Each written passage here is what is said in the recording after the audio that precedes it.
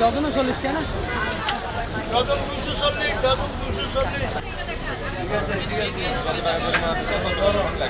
আমরা এই ভোক্তা অধিদপ্তর চট্টগ্রাম বিভাগীয় কার্যালয় থেকে আজকে অক্সিজেন বাজারে, কাঁচা বাজারে বাজার তদারকি করছি। এটা আমাদের রমজানের উপলক্ষে আমরা প্রতিটা বাজারে আমাদের অভিযান চলমান রয়েছে দ্রব্যমূল্যের দাম নিয়ন্ত্রণের একটা অংশ হিসেবে।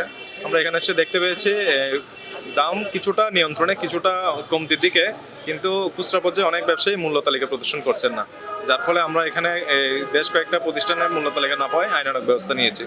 আমরা এখন পর্যন্ত 5টা প্রতিষ্ঠানে 12,000 টাকা জরিমানা করেছি।